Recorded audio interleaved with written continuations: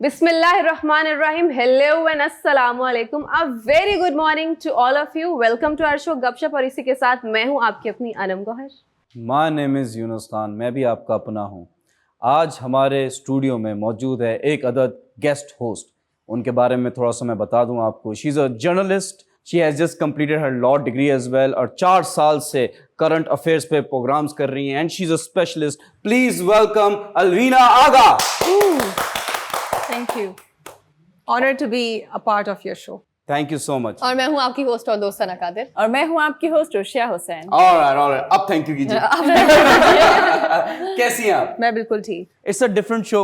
आपने देखा होगा ऑब्वियसली माशाल्लाह से हमारी बहुत मीम्स चल रही हैं. हमारे बहुत सारे क्लिप्स वायरल हो रहे हैं. मीम्स वैसे इनकी भी चली हैं. कौन सी? आप बताना चाहेंगी? अब मैं देखना चाहूंगा. मैं चाहूंगी आप लोग खुद देखना चाहें. एनीवेज अपना शो स्टार्ट करते हैं प्रॉपर तरीके से. शाहीन शाह अफरीदी.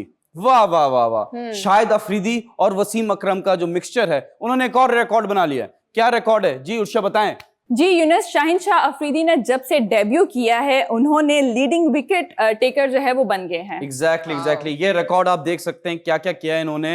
एंड मैं आपको बताऊं, क्रिकेट खेलने के लिए आपको ना एथलीट बनना पड़ता है. एथलीट बॉडी होनी चाहिए. उसके लिए आपको डाइट की जरूरत है. और डाइट के लिए दूध is very important. And Karachi में अगर बात करते हैं सिंध की, तो दूध क्या हो रहा है? प्राइस गिर गई है. दूध की प्राइस गिर गई है तो अच्छी बात है आप नहीं पीजिएगा. अनम क्यों नहीं पीजिएगा? उसकी वजह मैं आपको बताती हूँ. वजह बड़ी ही इंटरेस्टिंग है लेकिन ऑब्वियस आप सबको पता है, आप सबने देख रखा है कि पहले तो मैं ये बताऊं कि लोगों में आजकल मोहब्बतें और कुर्बतें खत्म होती जा रही है लेकिन जानवरों में बढ़ती चली जा रही है कि समेटना मुश्किल हो गया. अभी हालिया जिस बीमारी से हम गुजरे हैं आफ्टर कोविड-19, जो नई बीमारी आई है लुम्पी, बड़ी फैंसी सी, जो कजन है कैप्री पॉक्स, चिकन पॉक्स जो भी है उसकी, तो उसकी वजह से अच्छा एक चीज है, अगर उसमें किसी भी तरह की कोई भी बीमारी है या कोई वायरस आ गया तो हमें करना ये चाहिए कि just to keep ourselves protected, हमें कुछ दिनों के लिए किनारा कशी कर लेनी चाहिए इस चीज से. अब जब हमें पता है कि उनमें इस तरह की बीमारी आई हुई है तो हम ना तो दूध पिए और ना ही उनका गोश्त खाएं. अब दुकानदारों ने क्या किया कि उस दूध को बेचने के लिए या लोगों को मेक श्योर करने के लिए कि भाई दूध सही है या आप पी सकते हैं, इसमें कोई इस तरह की फिलहाल बीमारी नहीं है, आपको कोई नुकसान नहीं पहुंचेगा, तो उन्होंने किया क्या यूनुस, दूध के जो रेट है पर लीटर 80 रुपीज से भी नीचे गिरा दिए. जी. और बहुत सारे लोग इस चक्कर में जाके ले भी लेंगे क्योंकि हमारे यहाँ पे थोड़ी सी अवेयरनेस की बहुत ज्यादा कमी है. अफसोस के साथ मैं ये चीज कहूंगी, उनकी जान अगर रिस्क में जा रही है तो चली जाए, लेकिन वो क्या कहते हैं ना, चमड़ी जाए दमड़ी ना जाए करके एक मिसाल है कि अब जान से बढ़ के क्या चीज है. कोरोना ने कुछ नहीं किया तो ये लुम्पी क्या है इस कौम का कुछ बिगाड़ेगा. एग्जैक्टली. सना की बात से वाकई में इत्तेफाक करती हूँ. लोग यही कहते हैं कि हमें कोविड ने कुछ नहीं किया तो ये बीमारी हमारा क्या कर लेगी. बिल्कुल. और सब एग्री करते हैं. सिंपल डिमांड एंड सप्लाई का रूल है. लोगों ने बॉयकॉट किया है तो प्राइसेस कम हुई है. क्यों ना रमजान में ऐसे जो माफिया हैं फ्रूट्स वाले, उनका भी बॉयकॉट किया जाए तो हो सकता है. लेकिन मैं आपको बताऊं, दूध से डर नहीं लगता, सांप से लगता है. रशिया से लगता है.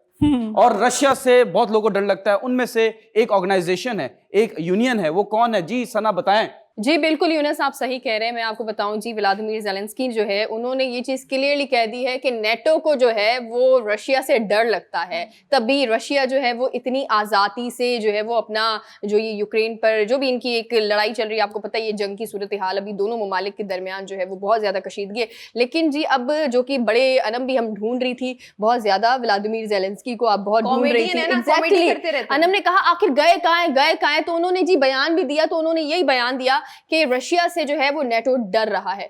अच्छा मुझे लगता है कहीं ना कहीं ये सही कह रहे हैं पहली बार. एग्जैक्टली. लेकिन देखें, कॉमेडी हर टाइम पे अच्छी नहीं लगती. सब छोड़ें, बम फोड़ें. ये रशिया ने इस बात को सीरियस ले लिया मेरी, लेकिन इसको हम पाकिस्तान में इन्वॉल्व नहीं करेंगे. बट मैं आपको बता रहा हूं, पाकिस्तान में OIC हो रही है, ताली होनी चाहिए. वहां पे क्या क्या हो रहा है दस्ती आपको बताएंगे. सबसे पहले हमारी जो गेस्ट होस्ट मौजूद हैं यहाँ पे, उनसे पूछते हैं, वो बताएं हमें, अवाम को बताएं कि OIC में क्या हो रहा है. OIC 2-डे कॉन्फ्रेंस है जिस तरह हम जानते हैं, और माशाल्लाह पाकिस्तान उसको बहुत बेहतर तरीके से होस्ट कर रहा है.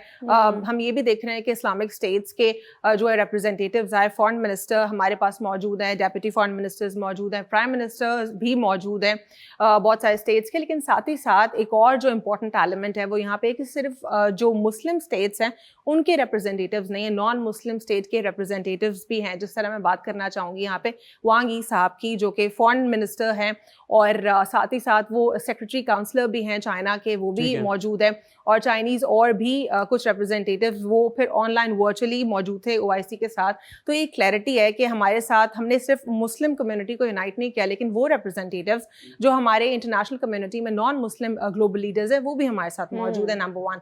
एंड नंबर 2 मैं यहाँ पे ये भी हाईलाइट करना चाहूँगी, जहाँ पे जो जितने भी लीडर्स हैं उनमें उन्होंने बहुत सारी चीज़ें कॉमन एड्रेस की। फॉर इंस्टेंस फ़लस्तीन के हवाले से गुफ्तगू हुई, वो कॉमन थी लीडर्स में।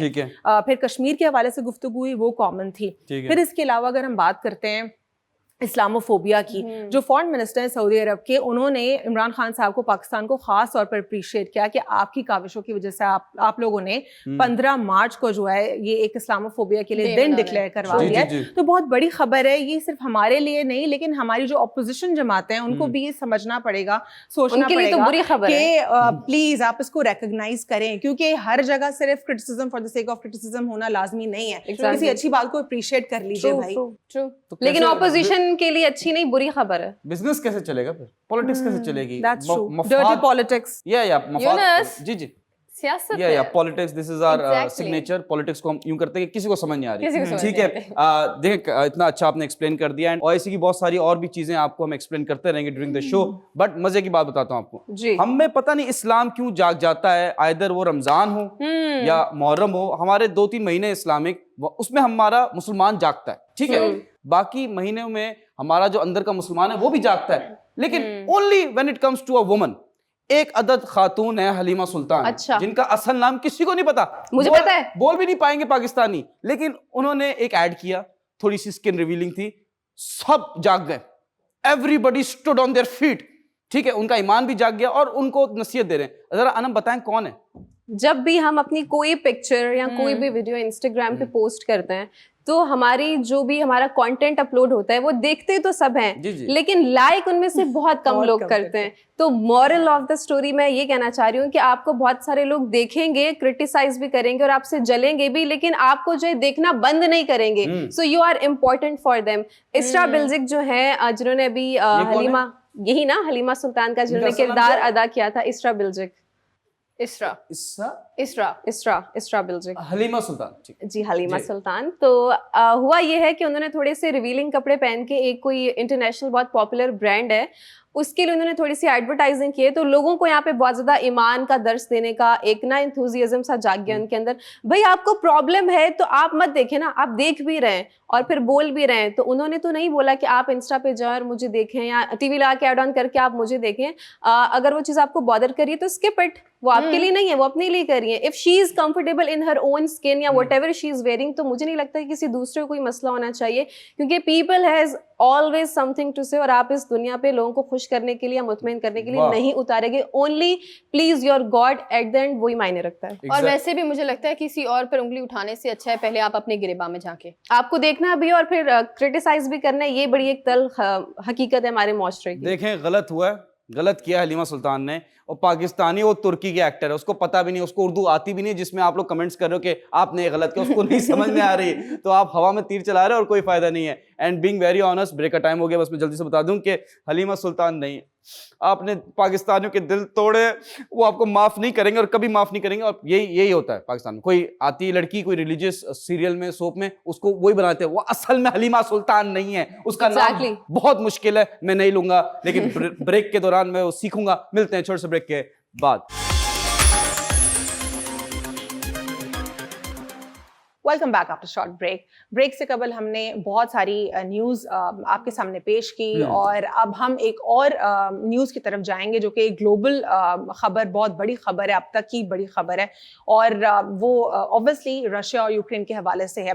जब हम बात करते हैं रशिया की, एक सुपर पावर है, शुरू में हमें जो है हम ये देखते थे कि यूनिपोलर सिस्टम था, अमेरिका एक हेजमन था, और आहिस्ता आहिस्ता हमने देखा कि चीन जो है वो ऊपर उभरता गया और फिर दुनिया दो हिस्सों में बढ़ बट गई। वर्ल्ड जो है हमें 2 ब्लॉक्स में दिखाई देने लगा। लोग जो हैं, जो जिस तरह स्टेट्स हैं, या तो वो यूएस की तरफ इंक्लाइंड हैं या फिर वो चाइना की तरफ इंक्लाइंड हैं। जब हम चाइना की बात करते हैं तो चाइना के साथ सबसे स्ट्रॉन्गेस्ट एलाय हमारे पास, जो कि खुद भी एक सुपर पावर है, वो है रशिया। रशिया की जब हम बात करते हैं तो यूक्रेन के साथ उनका बहुत पुराना कन्फ्लिक्ट है, लेकिन बहुत सारे लोगों को नहीं मालूम। उनको लगता है कि बहुत ही फ्रेश कन्फ्लिक्ट है जिसमें ऑल ऑफ अ सडन खून खराबा शुरू हो गया, मिसाइल आ गए और बहुत ज़्यादा नुकसानात शुरू हो गए, दोनों तरफ वॉर स्टार्ट हो गई। लेकिन ये बहुत पुराना मसला है। इसके ऊपर वक्तन फवक्तन जो है कोशिश भी की गई इसको रिजॉल्व करने की, लेकिन हाल ही में जो इस वक्त कन्फ्लिक्ट चल रहा है उसमें मैं ये बताती चलूँ कि इसमें ईयू का रोल और यूएस का रोल प्रोवोक करने वाला है। दुनिया ये कहती है कि ईयू की अगर हम बात करते हैं, ईयू के चार्टर की हम अगर बात करते हैं, इंटरनेशनल लॉ की अगर हम बात करते हैं, तो ईयू ने इसको खुद वायलेट किया। जिस तरह नेटो, फॉर इंस्टेंस अगर हम नेटो की बात करते हैं तो वो एक बनाई गई थी ऑर्गेनाइजेशन पीस बिल्डिंग के लिए, वो दुनिया से टेररिज्म को ख़त्म करने के लिए थी। लेकिन क्या अफगानिस्तान से उन्होंने टेररिज्म को ख़त्म किया? लोगों के घर वहाँ पे उजाड़ दिए। ख़वातीन की एम्पावरमेंट की बात करते हैं, कितनी ख़वातीन को तालीम दिलवाई, कितनी ख़वातीन को एम्पावर किया अमेरिका ने, और क्या किया अमेरिका ने, मुझे ये समझ नहीं आई अब तक। और लोग अब भी अमेरिका को एज अ हेजेमन नहीं समझते, अमेरिका को समझते हैं कि ये तो रेडिकलिज्म को खत्म करने वाली एक स्टेट है और सुपर पावर है, और लोग अभी भी अमेरिका के सामने दबे रहते हैं। और दूसरी बात यहाँ पे ये भी आती है कि अमेरिका अब भी यही चाहता है कि चीन या रशिया ये कभी भी ग्लोबल पावर्स या फिर ये बायपोलर सिस्टम में ना आए और दुनिया जो है मल्टीपोलर सिस्टम में ना बटे, दुनिया सिर्फ और सिर्फ यूनिपोलर सिस्टम में ही रहे। यानी सारी पावर को खत्म सारी करने ताकत के लिए सबसे ज्यादा जो है ना वो चालसाजी जो कर रहा है वो अमेरिका ही कर रहा है। डेफिनेटली। और अब भी हम यही देख रहे हैं कि ये सीपैक भी बहुत बड़ा मौजू, इसके ऊपर भी हम कोशिश करेंगे कि हम बात करेंगे। लेकिन जब हम ग्लोबल पॉलिटिक्स की बात करते हैं, इतनी सारी चीजें जुड़ी हुई हैं और बहुत सारी चीजें इंटरकनेक्टेड हैं। और फिर ईयू और हम उसकी बात करते हैं यूएस की। यूएस तो अपेरेंटली कुछ नहीं कर रहा है इस कन्फ्लिक्ट में, लेकिन यूएस बहुत कुछ कर रहा है। आप बीबीसी में देख लें, आप सीएनएन में देख लें कि जर्नलिस्ट क्या कर रहे हैं। जर्नलिस्ट कॉन्स्टेंटली जो है प्रोवोक कर रहे हैं। जर्नलिस्ट तमाम तर यूरोपियन लीडर्स को बिठा के बोल रहे हैं, आप चीन के साथ क्या करेंगे, आप चीन के साथ क्या करेंगे। क्यों चीन के साथ क्या करना है आपने भाई? ये मामला तो रशिया और यूक्रेन का है ना। Exactly. तो आप चीन को क्यों घसीट रहे बीच में? सिर्फ इसलिए चाइना ही तो जीत रहा है। क्या मतलब? नहीं, आप डराए नहीं मुझे। अब मैं कह रहा हूँ कि रशिया जो है उसको चाइना बैक नहीं कर रहा है। देखिए, हम फैक्ट्स के ऊपर बात करते हैं ना, हम इमोशनल होके बात नहीं करते, क्योंकि 2 स्ट्रॉन्गेस्ट एलाइज हैं, बैक कर रहा है, ये है वो है। मैं फैक्ट्स के ऊपर बात करूंगी। दुश्मन का दुश्मन, ठीक है, दुश्मन का दोस्त आपका दुश्मन। अब क्योंकि अमेरिका जो है वो बहुत ज्यादा इनसिक्योर है चाइना से, ये हम सब जानते हैं, और वो नहीं चाहता कि चीन जो है वो एक सुपर पावर बने, सामने आए। तो फिर साथ में हमने क्या देखा इसमें कि इस कन्फ्लिक्ट में इसलिए चीन को जबरदस्ती घसीटने की कोशिश की जा रही है क्योंकि चीन को कमजोर किया जाए, एक राइजिंग पावर है उसको कमजोर किया जाए। लेकिन चीन बहुत जबरदस्त तरीके से इस वक्त चल रहा है और बहुत ही डिप्लोमेटिक तरीके से चल रहा है। हमने ये भी देखा कि यूएन में किस तरह अपने लिए कुछ चाइना ने नहीं बनने दिया कि उसको पूरी दुनिया उठा के कोई सवाल उस पर खड़े करती। और वैसे भी आई डोंट थिंक सो कि ये बनता भी है, क्योंकि देखिए जब जंग का आगाज हुआ ना तो ये हमें क्लियरली दिख गया कि अभी यूक्रेन और रशिया पर जो है वो जंग दोनों के दरमियान चल रही है। अब इस पर कि यूएस ने जो है वो जंग का यूएस ने स्टार्ट तो कर ली जंग, लेकिन अब मैं यूएस की जगह टारगेट करने लगूं उर्शिया को, तो ये बिल्कुल एक अजीब चला जाता है। और उसकी भी हालत बुरी हो गई और वो खत्म भी नहीं कर पा रहा, स्टार्ट तो कर दी उसने। नहीं, सही देखें, क्योंकि अगर वो मेरी दोस्त हैं तो आप लोग उर्शिया को भी टारगेट कर सकते हैं। आप इनको किडनैप करके इनको क्यों करें? क्यों करें हम? ये गलत है ना। पहले तो प्रॉब्लम आपसे है, इनसे नहीं है। तो हिम्मत भी चाहिए ना, ऐसे कैसे किडनैप कर लेंगे आप मेरी दोस्त को? लेकिन इन सब में चाइना बहुत सेफ प्ले कर रहा है। हाँ, एग्जैक्टली। और चाइना बहुत जल्दी सुपर पावर बनने भी वाला है। और next 10 years are rising power for China, already बन चुका तो है। आपको पता है ये रशिया और चाइना का गठजोड़ है। ये सिर्फ रशिया अकेले मिलके इतना बड़ा रशिया ने अकेले इतना बड़ा कदम नहीं उठाया, चाइना उसके साथ खड़ा है। और अब ये दोनों यूनाइट हो चुके हैं, क्योंकि ये तो उनको पता था कि नेटो आके इनकी हेल्प नहीं करो। नेटो ने कहीं भी नहीं बोला कि आप जंग के लिए जाओ, मैं आपके पीछे खड़ा हूं। लेकिन शो तो यही करता है ना हमेशा से। देखे ना, वो अमेरिका भी और नेटो के लिए भी जो कुछ हुआ सामने हमेशा यही कहा गया, लेकिन उसके बाद अब यूक्रेनियन प्रेसिडेंट को क्या कहना पड़ रहा है कि नेटो खौफजदा है रशिया से। अगर जेलेंस्की में इतना दम होता तो वो, जो मैं उनकी रिस्पेक्ट करती हूँ, लेकिन जो उनके अंदर बुज़दिली है ना, he is such a coward man, वो सामने नहीं आ रहे। नेटो के दम पे अगर आप उछल रहे हैं तो क्या फायदा? बिल्कुल, ये आपकी इसी बात को मैं आगे बढ़ाऊंगी, लेकिन इसमें मैं ये चीज ऐड करती चलूंगी, जिस तरह वो ईयू के बारे में बार बार पुश कर रहे थे कि वो ईयू के रिप्रेजेंटेटिव्स बने। यूक्रेन को क्या जरूरत थी ईयू को बीच में लाने की? अब ऑलरेडी ठीक है, यूरोपियंस का एक वो गठजोड़ है और ईयू में मेंबरशिप 27 स्टेट्स हैं, इनके मेंबर्स, लेकिन क्या जरूरत है इस खतरनाक कन्फ्लिक्ट में ईयू को डालने की? इसका मतलब तो यही है ना, आप ये कह रहे हैं कि जितने 27 ममालिक है सब हमला कर दें रशिया के साथ और वर्ल्ड वॉर 3 का आगाज हो जाए। करेंगे? आओ मेरे पैर पे कुल्हाड़ी मारो। लेकिन कर तो चुके हैं ना, वो मेंबरशिप के लिए अप्लाई कर चुके हैं, एक लेंदी प्रोसेस है, लेट्स सी क्या होता है। लेकिन वर्ल्ड वॉर 3 तो एक्सपेक्टेड नहीं है हमें, और नहीं होगी इंशाल्लाह। इंशाल्लाह ना हो। मेरा आपसे सवाल ये है कि पुतिन और एलन मस्क की जो 1-on-1 फाइट होगी, अगर हुई तो कौन जीतेगा? अच्छा चले, इस पर मुझे बहुत मजे की बात याद आई। मेरी एक पोलिश दोस्त है, वो कह रही थी कि ना Putin is very mad, we can expect anything from him, he is mad. अच्छा, ये बोला ही इज मैड। मेरी भी एक पॉलिश दोस्त है, मैंने उसको फोन किया, वो उठाती नहीं है, तो उसकी जबान मुझे समझ नहीं आती, मेरी जबान उसको समझ नहीं आती। But coming back to my point, इसीलिए तो ये नहीं कि आगे तक बात नहीं पहुंचती। जी बात ही नहीं पहुंची आगे। बेइज्जती कर दी उन्होंने आपकी। नहीं देखें, ये होता रहता है, आपको भी आदत डालनी पड़ेगी Exactly. क्योंकि शो में ये मकसद है इस चीज का। द थिंग इज कि रशिया ने वॉर डिक्लेयर की, ठीक है। I just want to ask your opinion कि क्यों, अगर वो जो ईयू का मेंबर बन रहे थे वो समझ भी गए, आवाम भी समझ गई, सब समझ गए, लेकिन क्या रशिया जो इन्वेड किया उसने यूक्रेन में, उसने सही किया? अच्छा चले, मैं भी दोबारा आपसे सवाल करती हूँ। सवाल पे सवाल जी, टिपिकल वुमन, यस, बिल्कुल not typical woman, typical journalist I would say, alright, ठीक है। Yeah. और तो इसमें जब हम ये सिनेरियो देखते हैं तो मैं दोबारा जो वेस्ट की तरफ लोग इंक्लाइंड है उनसे पूछती हूँ, क्या अमेरिका ने अफगानिस्तान, चले इनका तो पहले से पुराना मसला था ना, रशिया और इसका यूक्रेन का, लेकिन अफगानिस्तान में जाके कूदने की अमेरिका को क्या जरूरत थी? ठीक है, वहां रेडिकलिज्म एक्सट्रीमिज्म है, तो आपको क्या तकलीफ है जाके खत्म करने की? आपने क्या किया? मैं इसका एक बहुत ही टेक्निकल आंसर है, that is no comments. But देखिए 9/11 के बाद उन्होंने वजह बनाई, एक वजह बनाई है, ये भी एक ड्रामा क्रिएट किया, बनाई है। यहाँ पे रशिया मार खा गए, उनको एक वजह बनानी चाहिए थी कि ज़ेलेंस्की ने, नहीं इनका तो पुराना कन्फ्लिक्ट है ना, वो पूरी इतनी लंबी हिस्ट्री है कि रशियन से भी पूछे ना, वो कहेंगे आप ये पेजेस पढ़ लें और आर्टिकल्स पढ़ लें। मैं आपको इतनी लंबी कहानी नहीं बता सकती, या बता सकता तो इतना बहुत लंबा इसमें पूरा शो निकल जाएगा, तो बहुत पुराना। But who do you stand with? See, war is not the solution of anything, और रशिया ने ऑब्वियसली गलत किया, लेकिन ये फिर दोनों तरफ से एक चीज को एग्जैजरेट किया गया है, और उनकी तरफ से भी, उनके प्रेसिडेंट की तरफ से भी स्टूपिड डिसीजंस लिए गए। लेकिन अगर हम इसको एंड करें, अगर चीज कोई एंड कर दे हम, क्योंकि ब्रेक का भी टाइम हो गया है कि हमेशा ये सवाल होता है रशिया और चीन क्या एक दूसरे के साथ है? क्या मौलाना फजल रहमान और जरदारी साहब एक साथ है? इस चीज का जवाब कहने में क्या जाता है? इस पे मुझे डाउट है। इस चीज का जवाब आप लोगों को पता है? आपने जरदारी साहब और मौलाना साहब को और रशिया और उनकी चीन की दोस्ती को मिला दिया, क्या गजब कर दिया आपने। यही तो गजब है। यहाँ पर वक्त हुआ है एक छोटे से ब्रेक का, आप हमारे साथ रहें। वेलकम बैक नाज़रीन, एक बार फिर आपको वेलकम करते हैं अपने प्रोग्राम गपशप में। और ब्रेक पर जाने से पहले जो है हम बात कर रहे थे OIC के हवाले से, और बात कर रहे थे हम बैनुल अक़वामी सियासत के हवाले से। लेकिन जी अब नज़र डालते हैं कि हमारे मुल्क की सियासत किस तरह से चल रही है, आखिर हमारी मुल्क की सियासत में क्या होने जा रहा है। हमेशा मैं एक चीज़ कहती हूँ कि हमारी सियासत का, अगर हम अपने मुल्क की बात करें तो हमारे मुल्क की सियासत का जो पारा है वो कभी नीचे नहीं आता।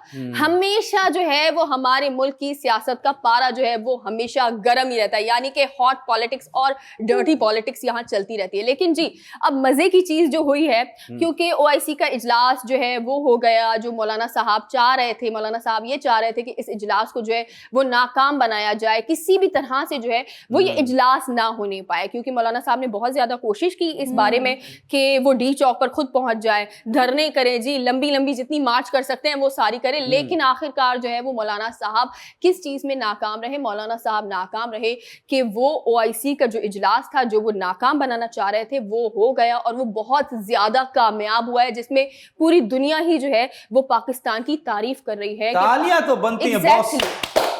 और बिलावल ने भी तो धमकी दी थी ना कि मंडे को अगर इजलास नहीं बुलाया तो हम नहीं होने देंगे, हम नहीं होने देंगे। हो गया? ऐसे नहीं कहा था उन्होंने, कहा था उन्होंने बोला था कि हम लोग आपकी कांपे पे नहीं कांपे टांगने वाला सीन जरा पुराना था, लेटेस्ट वाला एक और धमकी भी दी अच्छा थी। वो धमकी, लेकिन इस्लामाबाद हिला, अच्छा फिर भी। लेकिन अब 27 मार्च को कुछ ऐसा और होने जा इमरान रहा है। खान की कांपे इतनी हल्की नहीं है कि वो टांगेंगी, वो तो स्ट्रेच पूरी स्ट्रेच कर ये सकता कहाँ है। पे हैं क्या? ये लफ्ज का मतलब तो बता दें, डिक्शनरी में ढूंढ के मर गया मैं, कहाँ है मतलब अच्छा, बताएं। इसका मतलब मैं आपको बताती हूँ, बिलावल साहब ने इस चीज की वजाहत खुद दी है क्या? एक निजी चैनल हाँ, पर। सुन जो लिया है- था, बहुत एग्जैजरेट, मजा नहीं आया, बिल्कुल मजा नहीं आया। इलॉजिकल है ना, किसी को समझ नहीं तो में अपनी नहीं आएगा। बेइज्जती तो कवर करनी है ना अब। Exactly. और मजे का सीन तो ये था, जिस दिन ये कांपे टांगने वाला सीन हाँ। हुआ था, उस दिन दुबई के मैं एक कैफे में बैठी हुई थी, वहां पे लगा हुआ था जोर जोर से कांपे टांग रही।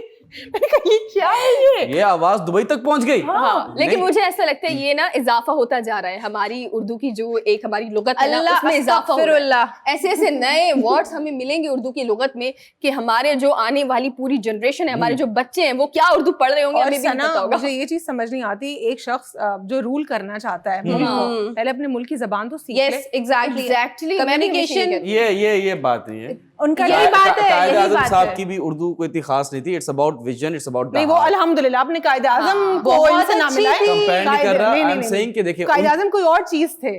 मैं बोल रहा हूँ लीडर के लिए दिल होना चाहिए, विजन होना चाहिए। तो vision भी तो नहीं लैंग्वेज है इज ना। Not important. वो भी तो जबरदस्ती बना कम्युनिकेशन रहे हैं। बैरियर बहुत बड़ी चीज होता है। Exactly. आप कैसे कम्युनिकेट करोगे अगर आपकी कांपे ही टांग रही, तो people will take 10 minutes hardly कि आप बोलना क्या चाह रहे हैं भाई। I am not talking about that person कि उनकी लैंग्वेज क्या। आई एम सेइंग कि when we decide to have a leader, उसके अंदर ना जज्बा देखना चाहिए। तब लैंग्वेज जब जज्बा है ही नहीं ना, जेन्युइन ना, वो एक अलग जज्बा बात है, है। ना That's a जबान different आती है story. ठीक से, Yeah. ना जेन्युइन है हाँ, लीडर। फिर लेकिन आप लोग इतना ही टांगे कांप रही के बारे में बात कर रहे हैं, तो मैं भी आप लोगों को कुछ बता देती हूँ। जी, जी। वो ये है कि 27 मार्च को हाँ। ओपोजिशन की कांपे टांग रही हैं। जी क्यों? जी, वो इसलिए कि आपको नहीं, पता है- लेकिन वो तो कह रहे हैं कि हमारे पास मेजोरिटी खान साहब जो हैं, वो अल्लाह ना करे, वो शायद अलवीना, यही करना तो पड़े, वो कहते हैं। सियासत Dirty है। politics. यस एग्जैक्टली, यही तो सियासत है। हम लेकिन शर्मिंदा हैं। हाँ, हम बहुत ज्यादा शर्मिंदा ए हैं। कौम हम शर्मिंदा है। लेकिन मैं आपको बताऊं जी कि 27 मार्च को जो है वो बाकायदा तौर पर आपको पता है कि वज़ीर आज़म इमरान खान साहब जो है वो एक बहुत बड़ा जलसा करने जा रहे हैं, और फैसल जावेद साहब ने इस चीज़ का क्लियरली जो है वो ट्वीट करते हुए ये बात आप कह दें कि एक तंबी की है पूरी ओपोजिशन को, और ये पीडीएम को तंबी करते हुए उन्होंने कहा है कि 27 मार्च को जो होने जा रहा है वो आप भी देखेंगे और वो पूरी दुनिया देखेगी। Yes. क्योंकि ऐसा हो सकता है कि क्योंकि 28 मार्च तक जो है वो ऑलमोस्ट आप कह सकते हैं कि इस इजलास जो ये तहरीक अदम एतमाद है वो काफी हद तक जो है वो शुरू हो जाएगी। आगाज जंग तो हो गया, जी, समझ जी, रहे जी। आप। तो अब फैसल जावेद साहब ने कहा है कि अब 27 मार्च को बाकायदा तौर पर इमरान खान साहब कुछ ऐसे जो है वो राजों से पर्दे उठा सकते हैं जो कि आज तक नहीं हुआ है। आप समझ रहे हैं, कुछ ऐसे मजीद कार्ड्स हैं जो सामने आना बाकी है। ये इनकी यानी जो कि आप जी, sorry. यानी कि आप ये कहना चाह रही हैं फैसले भी होंगे और नई चीजें भी लाएंगे हमारे सामने। ऐसा ही है। सवाल ये है कि जो इजलास है हाँ, सेनेट का, ये अप्रैल में जाएगा। एग्जैक्ट, ये रमजान तक तो देखें ये जाएगा, अप्रैल में जाएगा ना। एग्जैक्टली। पीडीएम के साथ अप्रैल फूल तो नहीं हो रहा। वो बैठे हुए कि अप्रैल अप्रैल, ओ आपके साथ मजाक हुआ, कैमरे में देख के हाथ हिला दे, ऐसा तो नहीं होगा उनके साथ। लेकिन ये देखिए कि 25 को ये जो डी चौक पर आ रहे हैं, मुझे तो ये सबसे बड़ा मजाक लग रहा है। लेकिन I need to ask Alvina, आपको क्या लगता है ये जाएंगे या नहीं जाएंगे? कौन ये ऑपोजिशन की बात कर रही हैं? जी। मतलब कि ये प्रोटेस्ट करेंगे या फिर वोट ऑफ Exactly, कॉन्फिडेंस की जो जी। बात इमरान है, खान होगा साहब या नहीं बचेंगे होगा? उनकी सीट। देखिए टेक्निकली तो अब हम जब देख रहे हैं बार Current बार जो सूरत-ए-हाल। उनके जो अपने पीटीआई के रिप्रेजेंटेटिव्स हैं वो एक के बाद एक सामने आते जा रहे हैं। वो कह रहे हैं कि हमें इश्यूज है, हमारे इश्यूज नहीं सुने गए। अब जो 2 धड़े होते हैं या 3-4 धड़े हर पॉलिटिकल पार्टी में होते हैं, और ये बात सच है। ठीक है। जिस तरह पीएमएल-एन में कितना वाज़ेह, लेकिन वो नहीं मानते कि 2 धड़े हैं। पीपल्स पार्टी में धड़े हैं, इसी तरह पीटीआई में धड़े मौजूद हैं। अब इसमें ये है कि जो जेन्युइन लोग हैं वो बहुत सफर कर रहे हैं, इसमें Exactly. कोई दो राय नहीं है पीटीआई में। लेकिन साथ ही साथ ये चीज़ हम जब देख रहे हैं तो थोड़ा सा ऐसा फील हो रहा है कि कहीं खान साहब को वाकई टफ टाइम तो फेस नहीं करना पड़ेगा, कि जब उनके अपने लोग बिकने वाले चांसेस, और बहुत सारे लोग तो वाकई, और कुछ लोगों के तो जर्नलिस्ट ने इंटरव्यूज किए हैं और वो सामने साफ पता चल रहा है, और वो उन्होंने इनडायरेक्टली क्या डायरेक्टली उन्होंने मान लिया है कि हाँ वो बिक चुके हैं। यस, मतलब ये वाली चीजें जब मेरे सामने आ रही हैं तो हम मेजॉरिटी की बात के नंबर तो दीजिए ना उनको। ऑनेस्टली क्या डिसअपॉइंटमेंट है ये बहुत ज्यादा। लेकिन मैं आपको एक चीज बताऊं, ये मेरा है यूनिस पर्सपेक्टिव मानना एक तरह से कि आप किसी को मतलब कॉर्नर करते हैं ना, किसी को हार्ड और टफ टाइम देते हैं, उसको फिर जो लोग नहीं भी पसंद करते ना, एक सिंपैथी उनके दिल में जागने लगती है। तो मैं ये कहना चाह रही हूँ कि मान लें अगर वो जाते भी है तो वापस वही आएंगे। आपने बहुत अच्छी बात की कॉर्नर टाइगर की और कॉर्नर पर्सन की। मैं आपको जल्दी से एक स्टोरी बता दूं। सेमीफाइनल था, ठीक है, Pakistan versus Australia. Imran Khan was the captain, 1992 की बात कर रहा हूं। इमरान खान साहब एक टॉस करने गए, जो स्टार्टिंग में टॉस होता है मैच का, and he was wearing a T shirt that had a corner tiger on it, ठीक है। और उन्होंने क्या कहा, तब उनसे पूछा के बाद आपने क्यों ये पहनी थी शर्ट, उन्होंने बोला अगर टाइगर कॉर्नर में है, उसके पीछे जाने की कोई जगह नहीं है, उसके पास एक ही ऑप्शन है, that is to attack. And attack करेंगे और ऐसा अटैक करेंगे कि पूरा इस्लामाबाद हिलेगा और सबकी ऑपोजिशन की कांपेंगी, जख्मी आपने सही बोल दिया टांगे कांपेंगी जी। और फाइनली कांपे नहीं टांगेंगी, टांगे कांपेंगी। देखिए जख्मी शेर जो होता है ना, वो तो वैसे ही बहुत ज्यादा खतरनाक हो जाता है एक नॉर्मल शेर लेकिन से। गंजा शेर बहुत खतरनाक है। वो अगर लंदन से आ भागा जाए, हुआ है, कौन सा ये खतरनाक है? हेड शेमिंग नहीं, नहीं हो नहीं, रही, भागा हुआ है वो तो, never under estimate the power of a गंजा शेर। भागा हुआ शेर। Body shaming. ओह बीमार माय है, दिल गॉड। का बीमारी है, ठीक होके वापस आएगा। 4 हफ्ते में आना था ना वापस, 4 हफ्ते में वापस आना था। कितने कितने साल हो गए? तो बीमारी बढ़ गई। लेकिन एक गुड न्यूज है, मुबारक हो। वो गुड न्यूज ये है कि मेरे लिए नहीं है ना, अच्छा। आपके लिए है। Okay. वो तमाम तर जो मुस्लिम लीग नून के, अब जाले तो नहीं कहूंगी इनको, ये मुस्लिम लीग नून के पटवारी जो क्या चाहने कहते हैं वाले इनको? पटवारी है, What does हाँ, that mean? जो भी है यूनस, Okay. जो भी है, Okay. तो उन लोगों के लिए खुशखबरी ये है। और जो दूसरे लोग हैं उनके लिए, अब आप कुछ भी कह दें, ये खबर बिल्कुल झूठी लग रही है, लेकिन फिर भी मैं बता रही हूँ जी, ये मुस्लिम लीग नून वाले ये तासुर जता रहे हैं कि अगर ये तहरीक अदम एतमाद जो है वो कामयाब हुई तो मियाँ साहब के सारे जितने भी रोग है दिल के वो ठीक हो जाएंगे और वो पाकिस्तान आ जाएंगे। समझ रहे हैं आप लोग कि वो पाकिस्तान आ जाएंगे और इनके दिल के जो वहां पर, क्योंकि वो बैरून मुल्क में आराम से उनका इलाज चल रहा है, हाँ। तो मेरे दिमाग में कहीं ना कहीं एक सवाल भी आया कि तहरीक अदम एतमाद के कामयाब होने के बाद जो है वो किस तरह से दिल का रोग अगर ठीक होता है, तो मुझे लगता है हमें ना कोई तहरीक लानी पड़ेगी। नहीं, ऐसे नहीं हो सकता, क्योंकि वोट ऑफ नो कॉन्फिडेंस है। यानी आप जिसके लिए आप एक्सपेक्ट कर रहे हैं कुछ हाँ, फीलिंग्स, जी। तो आप वोट ऑफ नो कॉन्फिडेंस, अदम एतमाद की तहरीक ले आएंगे उसके लिए। वोट हाँ, ऑफ बिल्कुल। कॉन्फिडेंस की लाए ना, ताकि दिल देखिए, जुड़े। हमारा दिल टूटा है। क्या तोड़ना है? टूटा हुआ दिल दिल को है। करना क्या है आपने? जोड़ना हमें है, जो क्या करना है? हमें तो अलवीना, हमें तो जो ये मियाँ साहब को रोग लगा हुआ है ना, अब तहरीक अगर कामयाब होती है उनका रोग ठीक हो जाएगा। ये तो तजाद है, हमारा रोग तो किसी दवा से और किसी तहरीक से ठीक नहीं हो रहा, तो हम किस तरह से ठीक मैं करें? आपको इसका सोल्यूशन देता हूँ। जी बिल्कुल, बताया कौन सी तहरीक बताया आप। तहरीक है, मैं कुछ नंबर्स दूंगा। बाकी आप खुद देखिए कौन कौन सी तहरीक आप खुद बना सकते हैं, अप टू यू। देखिए, ये मजाक मस्ती तो चलती ही रहेगी, लेकिन एक बहुत ही, मैं कहूंगी कि जरूरी बात है जो आप लोगों को जाननी चाहिए। ये ऐसी बात है जो मुझे लगता है कि अगर पाकिस्तान की सियासत इस चीज के ऊपर चल रही है तो ये लम्हा फिक्रिया हम तमाम लोगों के लिए है। वो ये है कि एक निजी चैनल पर अभी रिसेंटली जो है वो इंटरव्यू करते हुए शाहिद खाकर अब्बासी, जो कि साबिक वजीर आजम जो है मुस्लिम लीग नून के दौर पे रह चुके हैं, उन्होंने ये चीज कही है कि जो जितने भी MNAs हैं वो हमारे साथ अभी मिले हैं, तो नेक्स्ट जो इलेक्शन होने वाला है हम इन लोगों को सीट्स देंगे। आप समझ रहे हैं ये कितना बड़ा लम्हा फिक्रिया है, सोचने वाली बात है। आप भी सोचिएगा, हम भी सोचेंगे इस बारे में। यहाँ वक्त हुआ एक छोटे से ब्रेक का, आप हमारे साथ रहें। वेलकम बैक नाज़रीन। काफी पॉलिटिक्स की बातें हो गई हैं। मैं आती हूँ जी आप लोगों की हेल्थ के हवाले से। जैसे कि आप लोगों को पता है कि हमेशा मैं हेल्थ के हवाले से बात करती हूँ, इसलिए बात करती हूँ कि आप लोगों की जो हेल्थ है वो अच्छी रहेगी तो आप अच्छी पॉलिटिक्स खेल सकते हैं। क्यों यूनस? बिल्कुल बिल्कुल, हेल्थ अगर नहीं हुई तो आपको लंदन बैठना पड़ेगा। एग्जैक्टली, हेल्थ का ख्याल करें जी। एग्जैक्टली। आज मैं बात करूंगी रेड ब्लड सेल्स के बारे में। ओके। सो यूनस, मुझे ऐसा लगता है कि आप जो भी खाना खा रहे हैं उसमें आपकी क्या क्या गिज़ा आपकी हेल्थ के लिए अच्छी है और क्या क्या गिज़ा आप लोगों की अच्छी नहीं है, ये आपको खुद डिसाइड करना है। लेट्स सपोज आप लोग बहुत ज्यादा जंक फूड खाते हैं, वो मैं डिसाइड कर लिया मेरे लिए सही। या एग्जैक्टली, आपने डिसाइड कर लिया। आप मूवी अगर आप देख रहे हैं तो आपने जंक फूड खा लिया, या आपने क्या रात में कोल्ड ड्रिंक पी ली, या कुछ भी ऐसी चीज खाई जो आपकी हेल्थ के लिए बहुत ज्यादा नुकसानदेह है। एंड इनफैक्ट आपका जो वेट है वो भी बहुत ज्यादा बढ़ जाता है और आपको पता ही नहीं चलता। अच्छा, मैं लड़कियों की बात करती हूँ कि वो अगर डाइट पे आ जाती हैं तो बहुत ज्यादा डाइटिंग करना शुरू कर देती हैं। ठीक है, पूरा पूरा दिन नहीं खाना खाती, सिर्फ एक सुबह अंडा खा लिया या ब्रेड खा लिया, कुछ भी ऐसा नॉर्मल सी चीजें खाएं जिससे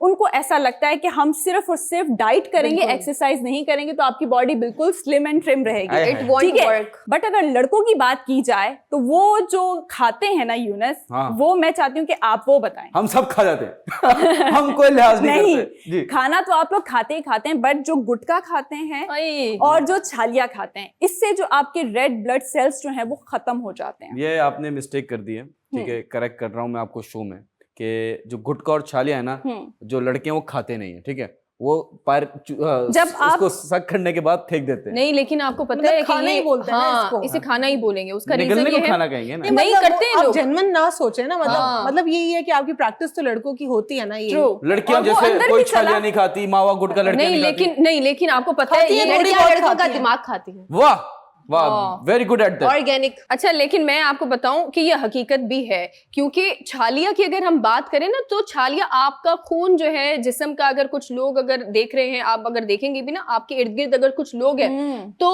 अगर वो अपनी जिंदगी में छालिया का इस्तेमाल ज्यादा करते हैं, उनका आप देखें वो कभी हेल्दी नहीं नजर आएंगे आपको। वो हमेशा ना उनकी जो कैंसर जिसामत होता होती है, है। नहीं, Mouth उनकी जो, cancer। हाँ, उनकी जिसामत हमेशा से वो कमजोर नजर आएंगे, उनका कलर बहुत ज्यादा डार्क हो जाता है, बहुत ज्यादा जो है।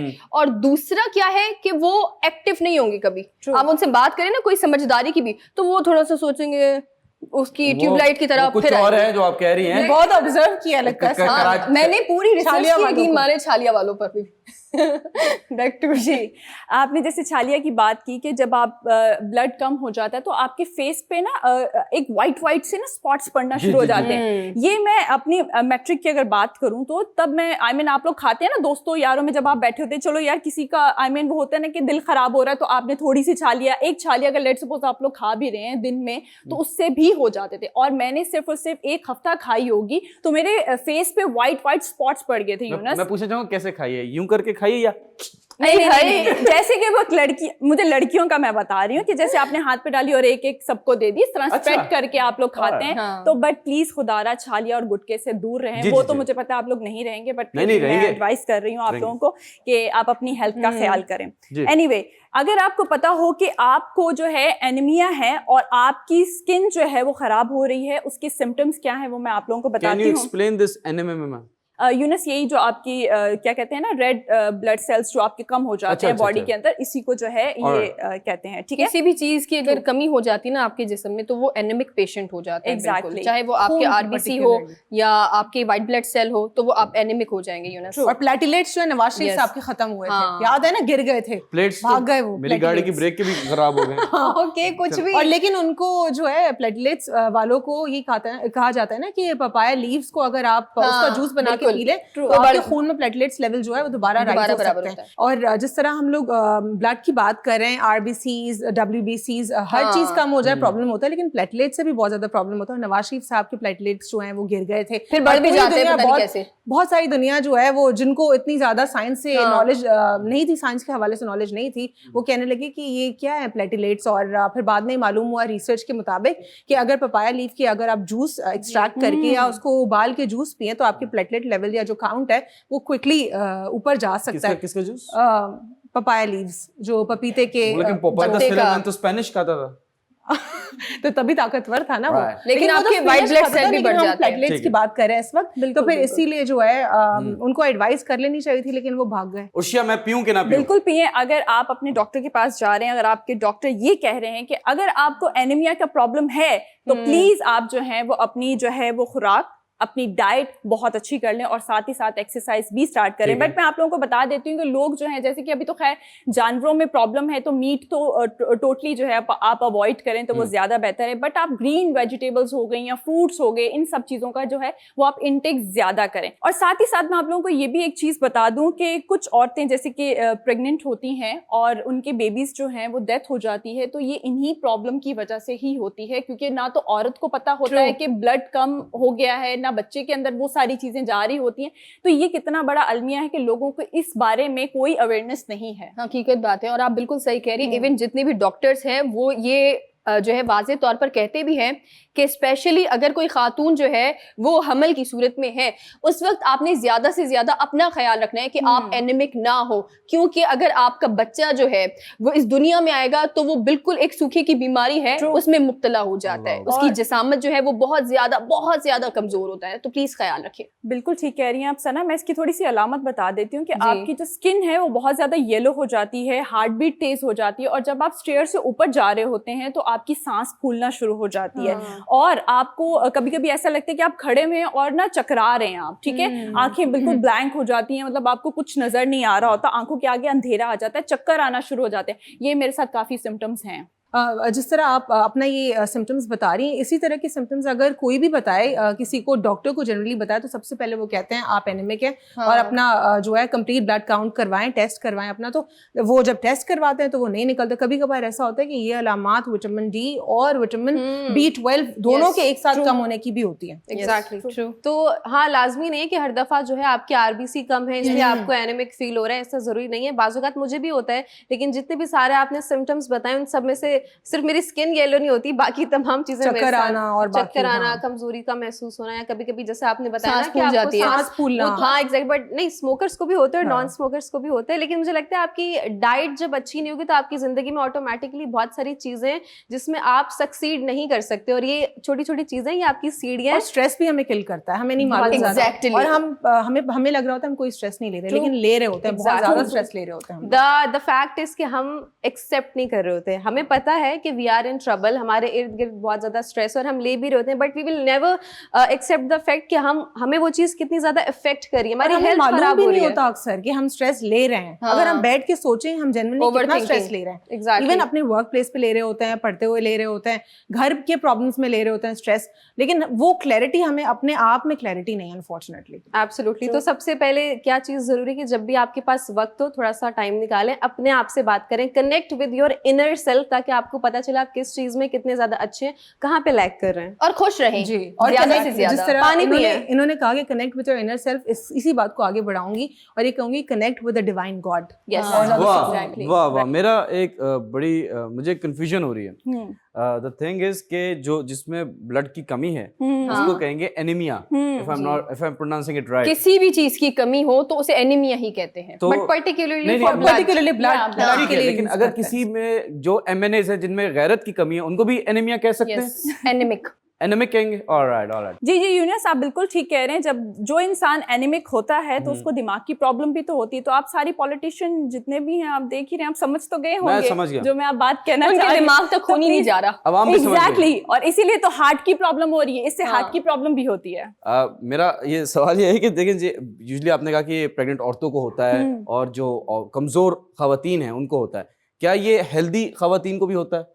यूनिस, देखें, ब्लड की कमी तो हर औरत में, हर मर्द में होती है। अगर आप अपना जाकर टेस्ट करवाएंगे तो आप में भी कमी या बढ़ा हुआ होगा। इसका वेट से ताल्लुक नहीं है, फैट से ताल्लुक नहीं है। मैंने सिर्फ जस्ट जनरली बात की थी कि अगर आप जंक फूड खाते हैं, हेल्दी फूड नहीं खाते, तो उससे भी आपको प्रॉब्लम होती है। ठीक है, सो हमारे पास एक हेल्दी सा ब्रेक है, तो मिलते हैं छोटे से ब्रेक के बाद। Welcome back. टाइम हुआ जाता है वॉइस नोट का। अगर आप चाहते हैं आप इस शो में अपना वॉइस नोट चलाएं तो नंबर दे रहे हैं ना यार, कॉल करें। नहीं, कॉल नहीं करें, वॉइस नोट भेजें, ठीक है? हम इस शो में चलाएंगे, ठीक है? हमारे साथ वॉइस नोट मौजूद है जी। Voice note.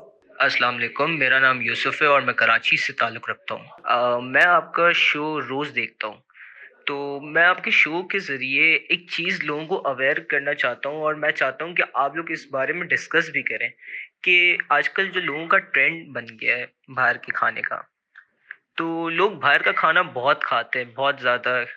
घर में फंक्शन है या कुछ भी है तो घर के खाने से लोग ज़्यादा बाहर का खाना मंगवाते हैं। रात में भूख लग रही है तो लोग बाहर का खाना खा रहे हैं दोपहर में, तो मतलब घर के खाने को बहुत ज़्यादा अवॉइड कर रहे हैं। तो मैं चाहता हूँ कि आप इस बारे में अवेयर करें लोगों को कि बाहर का खाना कितना नुकसानदेह है। हम अपने घर के खाने की इम्पोर्टेंस भूल गए, जो कि बहुत गलत है। हमें ज़्यादा से ज़्यादा घर का खाना खाना चाहिए, क्योंकि जितनी हम अपनी हाइजीन की केयर करेंगे उतना ज़्यादा बेहतर है। तो मैं चाहता हूँ कि आप लोगों को इस चीज़ का अवेयर करें कि प्लीज़ खुदारा बाहर के खाने को अवॉइड करें। खाएं, बिल्कुल खाएं, लेकिन उसको ट्रेंड ना बना लें। उसको ये ना करें कि आप अगर हफ्ते के 7 दिन है तो 5 दिन आप लोग बाहर का खा रहे हैं, 2 दिन आप लोग घर का खा रहे हैं। ये चीज़ करें कि मतलब है ना, अल्टरनेट डेज पे या कुछ ऐसा करें कि बाहर का खाने को कम करें और घर के खाने को ज़्यादा इम्पोर्टेंस दें। तो आज का मेरा यही है कि मैं चाहता हूँ कि आप लोग इस चीज़ पे अवेयर करें। और बाकी माशाल्लाह से आप लोग का शो मैं रोज़ देखता हूँ, मुझे बहुत पसंद है, बहुत ज़्यादा। और मुझे ये चीज़ बहुत पसंद है कि आप लोग जो वॉइस नोट से लोगों का मतलब वॉइस नोट सुनते हैं और उससे जवाब देते हैं। तो फिर मैंने खुद सोचा कि मैंने कहा यार चलें, ये चीज़ मैं अपनी बात आपके ज़रिए मैं आगे पहुंचा सकता हूं। तो मैं बहुत शुक्रगुजार होऊंगा अगर प्लीज़ अगर आप इस बारे में बात करेंगे। Thank you so much, thank you so very much and take care. माशाल्लाह से इन्होंने सब कुछ बता दिया और ब्रेक का टाइम भी हो गया है। मिलते हैं छोटे से ब्रेक के बाद। इतना नॉन स्टॉप। नहीं, मजाक कर रहा हूँ। माशाल्लाह हर चीज बता दी इन्होंने। Yes. इन्होंने हमारे लिए कुछ नहीं छोड़ा, सब बता दिया क्या किया जाए, क्या सोल्यूशन है। बट अपनी अपनी आप राय बता दें कि how can you stop people from eating outside. Yunus, मैं तो पर्सनली बाहर के खाने से बहुत ज्यादा खिलाफ हूँ, क्योंकि मुझे ऐसा लगता है कि अगर आप बाहर का खाना खाते हैं, आपको पता ही नहीं है कि किस ऑयल में खाना बन रहा है, कब बना है, क्या किचन गंदे हैं, क्या चल रहा है, आपको कोई प्रोसेस का नहीं पता होता। जब आप घर में खाना बनाते हैं, आपको पता होता है कि आपकी माँ ने एग्जैक्टली नहीं, आपकी माँ ने आपको कैसे बना कर दिया है, और वो साफ सुथरे तरीके से घर में चीज बन रही है, और वो वन टाइम ऑयल जो है वो यूज किया जाता है। ऐसा नहीं होता कि उसमें एक दफा फ्राई किया है तो आपको पूरा मंथ उसी में फ्राई होता रहेगा, तो वो गलत चीज है। हाँ, खाएं खाना, मगर कम खाना खाएं बाहर का। मुझे ऐसा लगता है पर्सनली, आपकी अगर हेल्थ के लिए अगर बात की जाए तो एटलीस्ट मंथ में 2 दफा आपको बाहर का खाना खाना चाहिए। ये हेल्थ के लिए अच्छा है। कम खाना चाहिए ना, जो लोग बहुत ज्यादा फूडी होते हैं ना यूनस, तो उनके लिए ये बात कर रही हूँ कि वो मंथ में 2 दफा बाहर का खाना खा सकते हैं। वैसे तो उसूलन आप लोग ऐसा ट्रेंड बना लें कि घर पर ही खाना खाएं। घर का खाना बाहर ले जाके खा लें। बाहर का खाना हो गया। ये भी आइडिया अच्छा है, पिकनिक पे हम लोग ऐसे ही करते हैं। लेकिन मुझे क्या लगता है कि ये 2 बार जो आपने कहा ना, पूरे महीने में सिर्फ 2 बार बाहर का खाना, ये बहुत मुश्किल काम है। सना, जेब पर भी थोड़ा सेट रहेगा काम। हाँ, लेकिन ये इतना मुश्किल काम है, इतना मुश्किल काम है। कुछ लोग तो ऐसे हैं, नाम नहीं लूंगी मैं, लेकिन मैं बताऊंगी, कुछ लोग तो ऐसे हैं जो कि काम करने से बचने के लिए जो है वो बाकायदा बाहर ऑर्डर कर लेते हैं खाना। मतलब तो बहुत है। सारे लोग ऐसे मतलब हैं जो कि काम ना कर, मतलब अगर मैं बात करूं कि आपको बहुत मेहनत करनी पड़ेगी अगर आप घर पे खाना बनाते हैं, तो आपको बहुत ज्यादा मेहनत करनी पड़ेगी, सब्जियां काटनी पड़ेगी, मसाले, सारी चीजें करनी पड़ेगी। लेकिन क्या है कि अगर आपको टाइम भी बचाना है तो आपको सिर्फ और सिर्फ जो है वो आप घर बैठे खाना ऑर्डर कर लेंगे बाहर से और वो आ जाएगा। तो ये थोड़ी सी ना हम लेजी भी हो गए हैं, क्योंकि जब इतनी सारी सहूलियात हमें मिलती है तो हम थोड़ा ना लेजीपन भी हमें आ जाता है। लेकिन हकीकत तो ये है, और जो आपके लिए भी बहुत अच्छी बात है, वो ये है कि खाना आप घर का ही खाएं, अपनी आंखों से देखें, बनाएं, लेकिन हाइजीन का ख्याल रखें, क्योंकि यही जरूरी चीज है। बिल्कुल।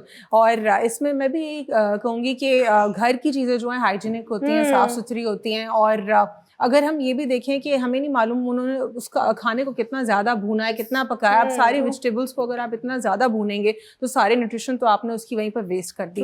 तो आपकी न्यूट्रिशन भी सेव नहीं है। ऑयल एक्सेस भी बहुत ज़्यादा ले रहे हैं आप, ऑयल भी शायद हेल्दी ना हो, पता नहीं वो कैसा ऑयल है, कौन सा ऑयल है, तो बहुत सारी चीज़ें होती हैं। तो ऑब्वियसली हम सबको मालूम है, लेकिन हम सब बहुत बार केयरलेस हम सब भी हो जाते हैं। Exactly, true. Okay, cool. देखिए, Exactly. हाँ, बिल्कुल सही कह रहे हैं आप। सबकी बात से मैं इत्तेफाक करती हूँ। मसला ये है कि हमारा टेस्ट बड्स का भी तो बहुत ज़्यादा मसला है ना। हम रोज़ाना दाल चावल खा के बोर हो जाते हैं। तो हमें we Pakistani as a nation we need variety. Consistency हमारे अंदर नहीं है, हम रोज एक चीज नहीं खा सकते। आप घर में ही खाएं, लेकिन घर में आप बहुत सारा अलग अलग तरह का आइटम्स लेकर आए, वेरिएशंस लेके आए। अपनी अम्मी को बोलें, अगर आप शादीशुदा अपनी बेगम या पार्टनर जो भी बनाता है उसको बोल दें, खुद सीख लें। यस, हाइजीन इज, खाना खुद बनाएं जी, अपना खाना खुद बनाए और गरम भी खुद करें। बट देखिए, hygiene is a very real thing. अगर आप इस चीज पे यकीन करते हैं, और करना भी चाहिए, बिकॉज हमारे इस्लाम में भी कहा गया है सफाई निस्फ़ ईमान है। यहाँ पे जो बहुत बड़े बड़े हाई एंड रेस्टोरेंट्स, अगर आप कभी जाकर उनके किचन का क्लोजली मुआयना करें तो इतने कोई गंदे होते हैं खाने में, तो वो बड़े मजे के लगते हैं। एक और चीज भी मैं यहाँ पे ऐड करूंगी, जो लोग उसको इतना ज्यादा उसके बारे में सोचते नहीं, लेकिन ये भी बहुत खतरनाक है। जहाँ पे हम बाहर के खानों की बात करें, वहाँ पे हम ये जो प्रोसेस्ड फूड होता है इसकी भी बात करें, इसको लोग नहीं इतना खास बुरा समझते। बहुत सारी माएँ ऐसी इंस्टेंट नूडल्स बच्चे को खिला देती हैं। इंस्टेंट नूडल्स एक बच्चे के पेट से 1 हफ्ते बाद निकलते हैं। वो यानी वो बिल्कुल वैक्स की तरह चिपक जाते हैं अंदर उसकी इंटेस्टाइन में और पूरे बॉडी में। और छोटे छोटे बच्चों को उनकी माएँ जो है काम से बचने के लिए इंस्टेंट नूडल खिला दिया, सॉफ्ट ड्रिंक्स पिला दी। जो सॉफ्ट ड्रिंक है वो भी 1 वीक लेती है क्या? नहीं, उसमें शुगर कितनी होती है ये देखिए ना। मतलब एक बच्चे को आप अच्छी चीजें खिलाएं, उसको क्यों ये कचरा खिला रहे हैं आप? और फिर उसके बाद वो जो जिंजर गार्लिक का पेस्ट बना हुआ होता है वो भी पूरा, भाई आपको इतने हाथ टूटे हुए हैं, वो खुद उसको कर लें आप, और अगर पीस लें। टूटे भी हुए हैं तो बहुत सारे there are so many modern gadgets, वो खरीद लें जाके, आपकी cutting and chopping will be very much easier. या it will save your time as well. देखिए, पाकिस्तानियों के लिए घर की मुर्गी दाल बराबर, ठीक है। घर की मुर्गी दाल बराबर, यस, रोज हमें मुर्गी मिलेगी ना, हम कहेंगे नहीं चाहिए भाई, मुर्गी अपनी जान से गई और खाने वाले को स्वाद भी नहीं आया, ठीक है। वाह वाह, शेफ वाली शायरी हो गई। Anyways, coming to our point, the thing is के हम यहाँ पे बात करें बाहर का खाना मत खाओ। हम ये क्यों नहीं कह रहे कि जो बाहर वाले रेस्टोरेंट्स हैं वहां सफाई क्यों नहीं हो रही, हाइजीन क्यों नहीं रख रहे वो वहां पे, ये एंगल कोई सोच नहीं रहा। जो हमारे एडमिनिस्ट्रेशन है, देखें पूरी दुनिया में होता है, बाहर बड़े से बड़ा जो रेस्टोरेंट होता है, अगर उसका किचन गंदा है तो जो यहाँ पे भी है, अनफॉर्चुनेटली फूड अथॉरिटी है, लेकिन फूड अथॉरिटी के काम सही नहीं है। सिंध फूड अथॉरिटी को देख ले, पंजाब फूड अथॉरिटी पूरे पाकिस्तान में बेहतर है, लेकिन सिंध फूड अथॉरिटी जो है वहां पे जो लोग इंडक्ट हो रहे हैं वही ठीक से नहीं हो रहे। पंजाब का अच्छा है, हाँ, तो खोते कहाँ से मिले फिर? नहीं, लेकिन मैं परफॉर्मेंस की पकड़ लिया खोतों वालों को, ये अच्छा खोता बिरयानी जो मिल रही है, वरना यहाँ पे तो कितने खोते लोग खा चुके होंगे, वो खा चुके सब यही कहते हैं। तुम कराची वालों ने कितने खाए होंगे, हम लोग को बोलते हो जो पंजाब के दोस्त, शुक्र आप है ब्लॉक करें उनको, कोई कंपटीशन नहीं है हमारा। देखिए what I am trying to say here कि जो भी हमारी फूड अथॉरिटी है, जो फूड इंस्पेक्टर है, खुदा के लिए वो रेस्टोरेंट्स में जाए। देखिए आप बन कबाब भी खाते हैं ना अगर ठेले से, तो वो भी हाइजीन होता है, आपको आइडिया नहीं है। बहुत सारे ऐसे ठेले हैं जो हाइजीन का ख्याल करते हैं, ग्लव्स पहनकर आपको बन कबाब बना के दे रहे होते हैं, लेकिन हमें आदत है। और कराची वाले आपको पता है कि कोरोना से इतने इफेक्टेड नहीं हुए क्योंकि हमें आदत है कचरा खाने की। जो आप कह रही हैं जो माएँ कचरा खिला रही हैं, उन माओं को तो शुक्र है कि हमारा इम्यूनिटी जो सिस्टम है, इम्यून सिस्टम है, उसको स्ट्रॉन्ग कर दिया। अल्हम्दुलिल्लाह हम सबकी अम्माओं ने अच्छा खाना खाया जी, हम सबकी। लेकिन बाहर से कभी बन कबाब नहीं खाया आपने ठेले से? नहीं खाया, लेकिन इतना मतलब एक मॉडरेट लेवल में खाया ना, महीने में 2 बार। हम यही बात कर रहे थे। नहीं 2 बार नहीं, मतलब मॉडरेट, ये भी नहीं कि रोज रोज। ठीक है, लेकिन वो अब उन्होंने हाथ धोए या नहीं धोए ये मुझे नहीं पता। जो आजकल की माएँ जो अपने बच्चों को कचरा खिला रही हैं, उनकी इम्यूनिटी बढ़ा रही हैं, ए माँ तुझे सलाम। लेकिन ख्याल करो बच्चों का, क्योंकि प्रोसेस फूड, आपने बहुत अच्छी बात की, प्रोसेस फूड जो है वो इट्स वेरी डेंजरस।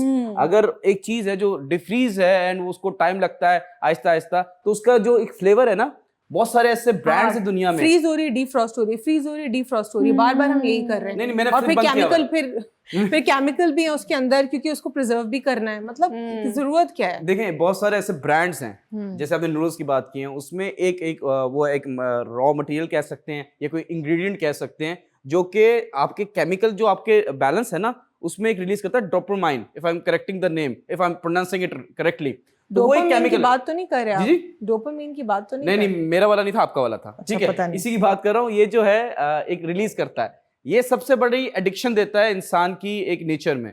बच्चों के जो स्नैक्स हैं उसमें सबसे ज्यादा ये होता है, तो please avoid such things. Cold drinks होगी वो भी अवॉइड करें। उसने बहुत अच्छा बोला कि महीने में 2 बार खा लें, लेकिन मैं कहता हूँ 1 बार भी मत खाएं। अपना ख्याल करें, बिकॉज जान है तो जहां है। और टाइम हुआ है ब्रेक का, और ब्रेक में हम कुछ खाएंगे जो कि अच्छा होगा, क्वालिटी होगा, और वो हमने घर से मंगवाया। ठीक है, हम बाहर से ऑर्डर नहीं करते हैं। तो मिलते हैं छोटे से ब्रेक के बाद। Welcome back. यहाँ पे मेरे पास एक बहुत ही अफसोसनाक कहानी है, बहुत ही ज़्यादा लम्हा फ़िक्रिया भी कह सकते हैं उसको, जो कि हम बार बार कहते भी हैं। बट अगेन मेरा सवाल यही है कि सिर्फ हम बात कर रहे हैं, हम कुछ कर नहीं रहे इस पे। मुझे ये चीज़ सुन के बहुत ही ज़्यादा अफसोस हुआ। और हम सो रहे हैं, हमारे अंदर से इंसानियत ख़त्म हो चुकी है, और लालच जो है बहुत ज़्यादा बढ़ता जा रहा है। भूख की इंतहा मिट नहीं रही है। हमें हर चीज़ दे दो तो भी हमारे पेट भर जाते हैं, लेकिन आँखों की भूख नहीं ख़त्म होती है इंसान की। बड़ा अजीबो गरीब सा एक वाक़या हुआ है पतोगी में। अशरफ इनका नाम था। शादी हॉल्स वगैरह में अक्सर आपने देखा होगा कि बाहर जो है काफ़ी ज़्यादा खाने पीने की चीज़ों के छोटे छोटे स्टॉल्स या ठेले कहले लगे होते हैं। तो ये जो अशरफ नाम के साहब थे, इनका जो पापड़ होते हैं बच्चों के लिए, उनका एक ठेला था। चोरी नहीं कर रहे, कोई डाका नहीं कर रहे, मेहनत से हलाल की रोज़ी कमा के अपने बच्चों का पेट पाल रहे हैं, अपना घर चला रहे हैं। मुझे अच्छा लगता है जब कोई इंसान छोटा बिजनेस भी करते हैं, लेकिन वो गलत राह का, क्योंकि यू ऑलवेज हैव ऑप्शन, आप अच्छा रास्ता चूज़ करें। गलत काम में कभी कभी आपको बहुत ज़्यादा फ़ायदा भी होता है, लेकिन यही तो आपका इम्तिहान होता है। और इंसान के लिए ये ज़िंदगी एक एग्जामिनेशन है। आप यहाँ पे जितनी अच्छी कारकर्दगी रखेंगे, आपको आखिर में इतने अच्छे नताइज मिलेंगे। तो मेरी नज़र में तो वो इंसान जो है बहुत ही ज़्यादा क्या कहना चाहिए, अजीम है। मैं उनकी मेहनत को और अज़मत को सलाम करती हूँ।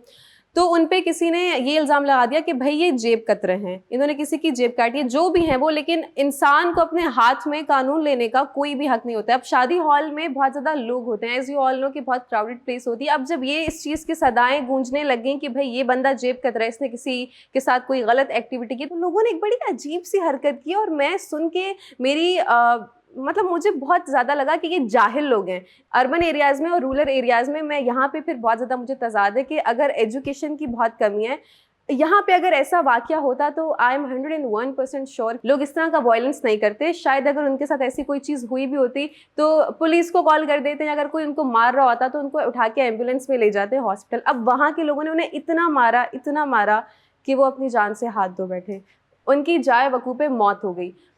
अच्छा, बात यहाँ पे ख़त्म नहीं होती। ट्विस्ट इस वाक़ये में ये है कि जब उनकी वहाँ पे लाश पड़ी हुई है तो लोग कॉर्नर पे लाश को करके मज़े से अपने खाने खा रहे हैं, सालन, रोटियां, नान, जो भी है, मतलब उनकी वहाँ पे फुल फ्लैश दावत चल रही है। किसी के अंदर ये एहसास नहीं कि पहले इतने बिल्कुल मॉन्स्टर्स, मैं जानवर नहीं बोलूँगी, जानवर लफ्ज़ हम गलत इस्तेमाल करते हैं, इतने मॉन्स्टर्स हैं, बहुत सुन के इतना दुख हो रहा है ये बात। एग्जैक्टली, बेहिसी की इंतहा। कोई वहाँ पे ऑन द स्पॉट आपने किसी को मारा है और ये इसकी कोई ऑथेंटिसिटी नहीं कि उन्होंने किसी की जेब काटी है या नहीं काटी है। मुझे नहीं पता कि किस चीज़ से किसी को क्या इशू है, इसके पीछे कोई पर्सनल ग्रज है, लेकिन एक इंसान जो ठेला लगा के मेहनत से अपना घर चला रहा है उस पर आप एक ऐसा ऊंचा सा इल्जाम लगा के आप उसको मार, मतलब इतनी जहालत, सारे लोग, मतलब सब सारे लोग जाहिल ही थे ना। एग्जैक्टली, उनमें तालीम या उनमें शऊर नहीं था कि पहले तो इतना गलत उस बंदे के साथ किया, खुद कानून हाथ में लिया, फिर उसके बाद उसकी डेड बॉडी के सामने खा रहे। मतलब मुझे तो अजीब सा हो रहा है ये बात, अभी ये बात करके भी, मतलब किसी ने एक्शन नहीं लिया इस पर, किसी ने कोई एक्शन नहीं लिया। वहाँ पे इतने सारा हजूम, किस पे क्या एक्शन लेंगे? अब तक इस इंतजामिया की तरफ से कोई एक्शन सामने आया? कोई एक्शन नहीं लिया। उनकी बॉडी पड़ी है और मैं तो सोच रही हूँ कि उनके घर वालों का क्या हो रहा है। और जो श्रीलंकन मैनेजर के साथ जो किया, उसने भी तो ऐसे ही किया ना कि उसके ऊपर इल्जाम लगा, ऑथेंटिसिटी नहीं थी कि उसने क्या किया। भाई वो उर्दू तक नहीं जानता, वो बंदा फॉरेनर यहाँ पे आपके मुल्क में काम कर रहा है, 2 ममालिक के आपके जो है कॉर्पोरेशन में इजाफा हो रहा है, और उसको भी बड़े हीरो बनने के चक्कर में लोगों ने आके कर दिया। जहालत है ये तो सारी हमारी जो लैक ऑफ एजुकेशन, जो हमारे पॉलिटिशियंस है ना, ये अल्लाह जरूर उनसे आखिरत में ये सवाल तो करेंगे, जब आपको इक़्तिदार मिला आपने अपने लोगों को क्या दिया, क्या हमें तालीम दी? तालीम नहीं दी, तभी तो ये सारे इश्यूज हो रहे हैं हमारे साथ। लेकिन इस पर आई थिंक अलवीना ना करना, जैसे कि उनको अब उन्होंने चले मारा, आप ये देखिए एक शख्स की लाश जो है वो सामने आपके आंखों के सामने है, तो इस पर इंतजामिया का भी एक्शन बनता है। आप क्यों नहीं पकड़ते? जितने लोग थे मेरे ख्याल से सबको पकड़ लेना चाहिए, जिसने भी किया है। आपके पास अगर इसका कोई प्रूफ नहीं है कि किसने किया, मुकर जाते लोग, कितने सारे लोग करें आप, जब तक सबक तो मिलेगा ना, सब मिलेगा। लेकिन वही तो मसला है, हमारी अवाम तो जाहिल है, और जो गवर्नमेंट है, इंतजामिया की बात करूँ तो वो सो रही है। बेहिसी तो सब में है, ये तो कॉमन बात हो चुकी है। बिल्कुल ठीक कह रही हैं आप अनम, बट मैं अपने पॉइंट ऑफ व्यू से अगर देखूँ ना, तो नूर मुकद्दम का आप केस देख लें, ठीक है, वहां पर तो जहालत नहीं थी, पढ़ा लिखा इंसान था,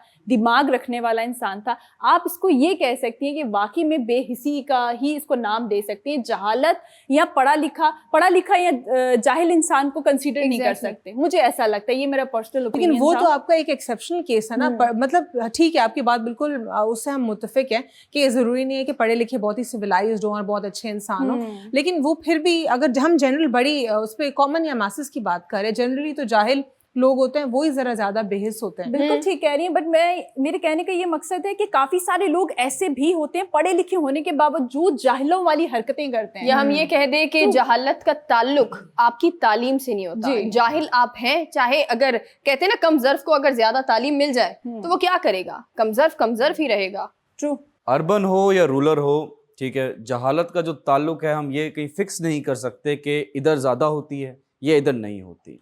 मैं तो कहता हूँ हमारे जो सियासतदान हैं ये जाहिल हैं, इस दुनिया को जो लीड कर रहे हैं, जो बड़े बड़े लीडर्स हैं वो जाहिल हैं। कमिंग बैक टू पाकिस्तान, मुझे एक चीज़ बात बताएं कि चलें उसने पिक पॉकेटर था, उसने चोरी की किसी की, उसने किसी की पॉकेट मार दी, ठीक है, काट लिए, पैसे उठा लिए, उसकी ये सजा है, ठीक है। हर जुर्म की एक सजा है ना, हमारे मजहब में, हमारे कॉन्स्टिट्यूशन में एक है कि इसकी इतने जुर्म की इसको इतनी सजा मिलेगी, ठीक है। नंबर 2, आप अगर हम कराची की एग्जांपल ले लें, यहाँ पे मोबाइल स्नैचर्स अगर पकड़ा जाता है, अगर तो वो बच गया तो उसको उसकी माँ की दुआ थी, वरना उसके साथ क्या हाल होता है, आपकी सोच है। माँ की दुआ होती तो चोर कहाँ होता। मैं माँ की दुआ कह रहा हूँ क्योंकि जो हाल उसको करते हैं उस चोर की भी तो माँ होगी ना। वो घर से निकलता होगा, ये बता के थोड़ी जा रहा है कि मैं फोन चोरी करने जा रहा हूँ। माँ तो बोलेगी ना अल्लाह तेरी हिफाजत करे, जिस चीज के लिए भी है। तो अगर उस मॉब से, उस अवाम के तशद्दुद से बच गया, उसकी सांसें बची, तो उसको उसकी माँ की दुआ थी। वरना ऐसे ऐसे बुरे हाल हुए हैं, ऐसे ऐसे लोगों को मारा गया है। और एक सिंपल सी बात, ट्राई टू अंडरस्टैंड, कोई शौक में नहीं बनता क्रिमिनल, ये सोसाइटी बनाती है। उसके पास चॉइस होती है। ऐसा नहीं कि मैं कह रहा हूं कि क्रिमिनल सही है, लेकिन एक सिटीजन को क्रिमिनल बनने में मजबूर किया गया, वो गवर्नमेंट ने किया, बिकॉज अपॉर्चुनिटीज नहीं है, एजुकेशन नहीं है। एजुकेशन फ्री है गवर्नमेंट सेक्टर में, लेकिन क्या इस काबिल है?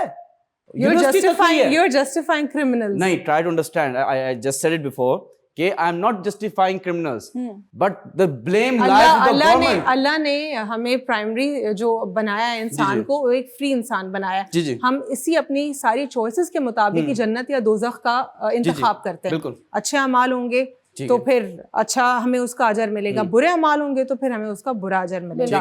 तो फिर हम ये तो नहीं बोल सकते ना अल्लाह मियाँ मुझे इसने मजबूर किया था कि तुम ये गलत काम कर लो, अब इसको पकड़ो अल्लाह।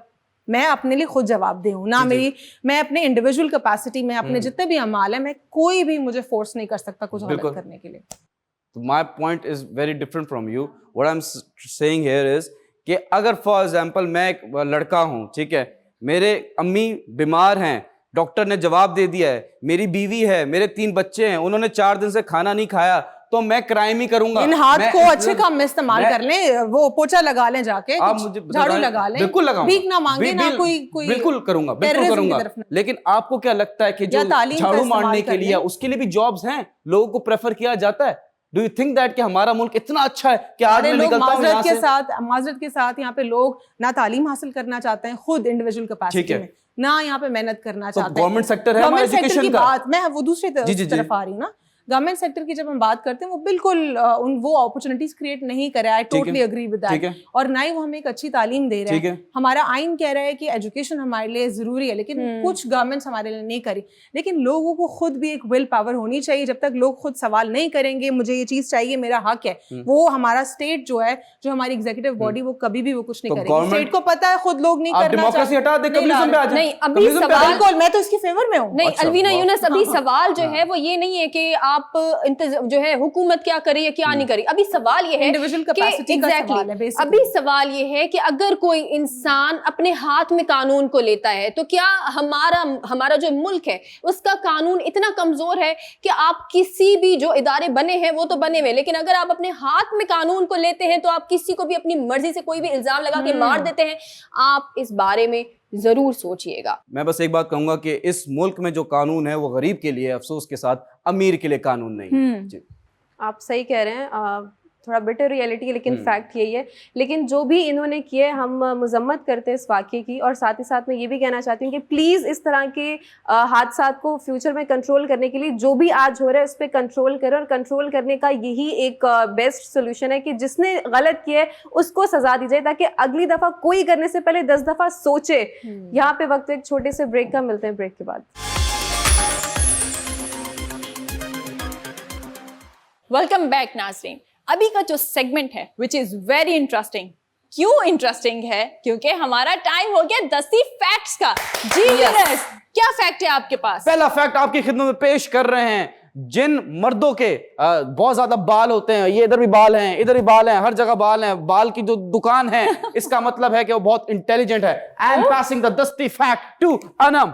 Thank you so much Yunus. मेरा जो फैक्ट है वो ये कि अगर आपके फोन की बैटरी 10% पे आ चुकी है और उसके बाद अगर आप किसी का भी फ़ोन कॉल रिसीव करते हैं तो मत लिया करें, क्योंकि उस वक्त जो फ़ोन की बैटरी होती है वो कुछ ऐसे डेंजरस केमिकल्स प्रोड्यूस करती है कि वो जो आपका दिमाग है उसको डायरेक्टली कांटेक्ट में होती है। तो वो अगर आप 10% के बाद लेते हैं अपना फ़ोन तो वो 100 टाइम्स ज़्यादा रेडिएशन को प्रोड्यूस करती है, which is very harmful for your brain. So please avoid taking phone calls when your battery is under 10%। Over to you. मेरे पास एक इंटरेस्टिंग फैक्ट है, वो रीडिंग के हवाले से है कि अगर आप डेली अप्रॉक्सीमेटली 3 घंटे कम से कम रीडिंग करते हैं तो आपकी जो एवरेज लाइफ स्पैन है वो 1 से 2 साल उस शख्स से कंपैरेटिवली बढ़ सकता है जो रीडिंग बिल्कुल नहीं करता है या फिर वो अपने दिमाग का इस्तेमाल नहीं करता। ऐसे तो इशू हो जाएगा ना, जो आप रीडिंग करें, टाइम आप इन्वेस्ट कर रहे हैं उसमें, तो वो भी टाइम करके बैलेंस हो रहा है। हाँ, उस बंदा पार्टी कर रहा था, एक बंदा रीडिंग कर रहा है। बैलेंस है life, it's all about balancing. Please pass the ball. That's his take, और now over to you. Thank you. जो मेरा फैक्ट है वो ये है कि अगर आपको डार्क सर्कल कंप्लीटली तौर पे खत्म करने हैं तो आप टूथपेस्ट लगाएं। नहीं यूनस, अच्छा। आज का टूथपेस्ट वाला नहीं ठीक है। ठंडा दूध लें और उसके अंदर जो है वो आप अपने जो कॉटन पैड्स को जो है वो आप डिप करके आप अपनी आईज पर लगाएंगे तो आपके विद इन अ वीक जो है वो आपके डार्क सर्कल चले जाएंगे। ओह माय गॉड, तुरुल, प्लीज पास द बॉल। मैं अपना ट्रू लव जो है वो सना को पेश करना चाहूंगी। Thank you so much. अच्छा, मेरे पास जो फैक्ट है वो हमेशा की तरह बहुत ज्यादा दिलचस्प है। उसका रीजन ये है कि क्या आपको पता है, ये जब फैक्ट मैंने भी पढ़ा तो मुझे भी बहुत ज्यादा हैरानगी हुई ये जानकर कि सब्जियां, गोश्त, चाहे आप जितना भी खाए, लेकिन जितना विटामिन सी हमें जो है वो तेज मिर्च से मिलता है उतना किसी से नहीं मिल सकता। It's a fact. Oh my True God. love। फिर तो चाइनीज में बहुत डेफिशिएंसी होगी विटामिन सी नहीं की। नहीं, ये भी मिथ है। चाइनीज उसमें डिफरेंट बेल्ट्स हैं, कुछ तो इतना स्पाइसी खाते हैं कि मैं और आप नहीं खा सकते। ऑपोजिशन, तुझे मिर्ची लगी तो मैं क्या करूं? जी, pass the ball. To you. Alright. Iron Man जो एक कैरेक्टर है, स्टैनली जिन्होंने ये बनाया कैरेक्टर आयरन मैन, ये इसलिए बनाया कि उनको एक चैलेंज था कि एक ऐसा बंदा बनाए जिसमें उसकी पर्सनालिटी में कोई लाइकनेस वाली चीज ना हो, लेकिन फिर भी उसको आवाम या जो ऑडियंस है वो लाइक करे। तो that is how Iron Man was created. I love you 3 Tarzan. Yes, I am passing the ball to. बहुत मजे का फैक्ट है और बहुत ही ज्यादा आप लोग को भी सुन के शायद इंटरेस्टिंग ना लगे लेकिन हैरत जरूर होगी।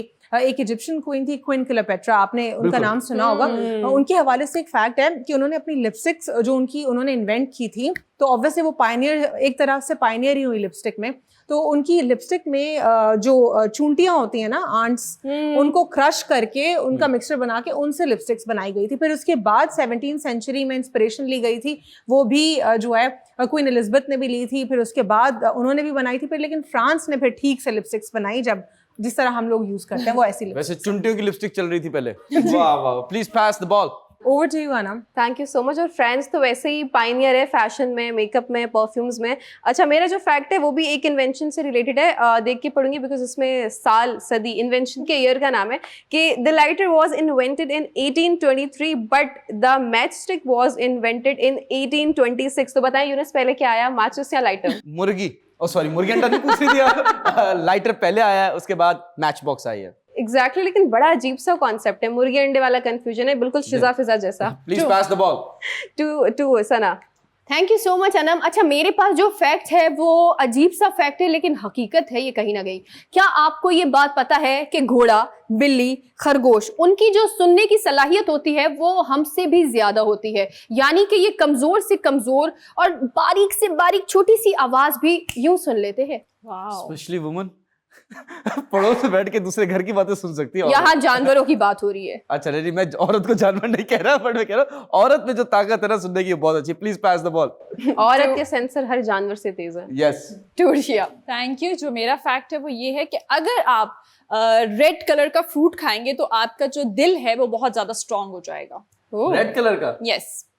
अच्छा, कनेक्शन यार, रेड भी, हार्ट भी रेड होता है। जी जी, मैं अपना फैक्ट जरूर आप लोगों के साथ शेयर करूंगी। जी, जी। अपने डायरेक्टर साहब से कहूंगी कि वो पिक्चर जरूर दिखाएं। दिल की? नहीं, फ्रूट की। अच्छा, रेड कलर की जब बात हो रही है तो चाइनीज जो है रेड कलर बहुत ज्यादा यूज करते हैं और वो इसलिए यूज करते हैं, वो कहते हैं लकी है। हाँ। Are you Chinese? I'm not। क्यों, मेरा ये मरून है, रेड नहीं है। ये औरतों का होता है, हमारे लिए रेड, ब्लू, ग्रीन, येलो के बाद कोई कलर नहीं है। Maroon, magenta, lavender, we don't know that. 10 थी फैक्ट्स का टाइम खत्म होता है, सस्ती रिडल का टाइम शुरू होता है। आप लोगों से रिडल पूछी गई थी। लाए थे हम हरी भरी, बाद में देखा लाल परी। मिर्ची। मिर्ची लग रही है मुझे भी। नहीं, the answer is mehndi. Okay. और सही आंसर दिया है साइमा ने। प्लीज इस नंबर पे कांटेक्ट कीजिए, अपना प्राइस लीजिए। ताली होनी चाहिए साइमा के लिए। आप लोगों से रिडल पूछ रहा हूं। एक काली बिल्ली, please focus on the colours, आपको क्लू भी दे रहा हूं, ठीक है। एक काली बिल्ली 20वें फ्लोर से नीचे गिरती है, ठीक है। 10वें फ्लोर तक एक उसको कौवा देखता है। 5वें फ्लोर तक उसको एक व्हाइट बिल्ली जो नीचे खड़ी है वो देख रही है। जैसी बिल्ली नीचे गिरती है, एक हाथी ने भी उसको देखा, लेकिन बिल्ली ने, जो व्हाइट बिल्ली ने क्या कहा? 10 9 8 7 6 5 4 3 2 1। करेक्ट। वाह, सना के लिए ताली। आप लोगों को नहीं अच्छा लगा सना का जवाब? I am in shock. इतनी इजी थी, हम क्यों नहीं गेस कर पाए? अब आवाम से रिडल पूछने का टाइम हुआ जाता है। ठीक अब है। ये सस्ती रिडल नहीं है, ये एक महंगी रिडल पूछने वाला हूं। ओके राइट, करोड़ों की। जी, अरबों की, खरबों की, पैसे कुछ भी नहीं उसके सामने। जिसके पांव के नीचे आए, कानों को वो हाथ लगाए। अगर आप इसका जवाब जानते हैं तो इस नंबर पे कांटेक्ट कीजिए ना, अपना प्राइज लीजिए ना। सस्ती रिडल का टाइम खत्म होता, पोइट्री का टाइम शुरू होता। A beautiful poetry by beautiful host, yes Urshia Hussain. Thank you Younis. आज मेरे पास बहुत खूबसूरत से आशार हैं जो मैं आप लोगों के साथ शेयर करना चाहूंगी, तो प्लीज मुलाजा फरमाइएगा। इरशाद। इरशाद। हरफे शिकवा न लब पे लाओ तुम, वाह जख्म खाकर भी मुस्कुराओ तुम, वाह अपने हक के लिए लड़ो बेशक, वाह दूसरों का ना हक दबाओ तुम, वाह वाह वाह सब इसे दिल लगी समझते हैं, वाह अब किसी से ना दिल लगाओ तुम, वाह अपना साया भी अब नहीं अपना, वाह, वाह अपने साए से खौफ खाओ तुम, क्या बात वाह। है। मौत मंडला रही है शहरों पर, वाह जाके सहरा में घर बनाओ तुम, वाह क्या कहने। दोस्तों को तो खूब देख चुके, वाह दुश्मनों को भी आजमाओ तुम। वाह वाह वाह वाह वाह, छा गई लड़की, ब्यूटीफुल। Thank you. बहुत खूबसूरत लाइंस और बहुत अच्छे से आपने अदायगी की। बहुत शुक्रिया, बहुत शुक्रिया। और जैसे कि आप लोगों को पता है कि हमारे प्रोग्राम का टाइम भी ख़त्म हो गया है। हम आपके लिए बहुत खूबसूरत सी नज़में लाते हैं और आप लोगों से उम्मीद करते हैं कि हमें कमेंट सेक्शन में ज़रूर बताया करें कि आप लोगों को हमारी शायरी, हमारे टॉपिक्स, हमारी जो भी ओवरऑल हमारे शो का जो पैटर्न है वो आप लोगों को कैसा लगता है। इसी बात पर दीजिए हम सबको इजाज़त। अपना बहुत सारा ख्याल रखिएगा। अल्लाह हाफ़िज़। Take care, Take care, peeps.